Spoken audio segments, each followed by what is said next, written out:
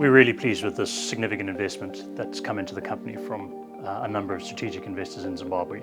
Not only have we done it at a premium, but we've brought in some very high-profile funds, notably the Mutapa investment fund, which is the country's sovereign wealth fund. So they have cornerstoned this investment into Invictus, and that provides real validation and commitment from government to the success of our project in the Cabora Bassa in Zimbabwe. I think that's a great result from that perspective, as we've got now virtually every citizen in the country who has now a piece of Invictus and the project, which is going to benefit the country.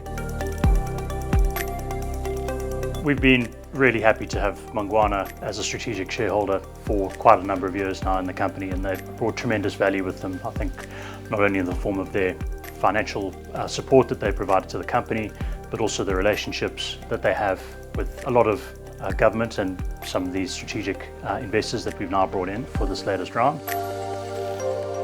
With this raise that we've completed, the primary securities, the ASX listed ones, will be held by Mangwana, and the underlying securities issued to all those strategic participants will be issued as depository receipts on the VFEX where they'll trade. This investment won't be seen from a liquidity and a trading point of view on the ASX, and there's a huge demand pool that exists in Zimbabwe that will now be satisfied through the VFX listing. So it's got a number of great strategic tie-ups and value beyond just a pure secondary listing.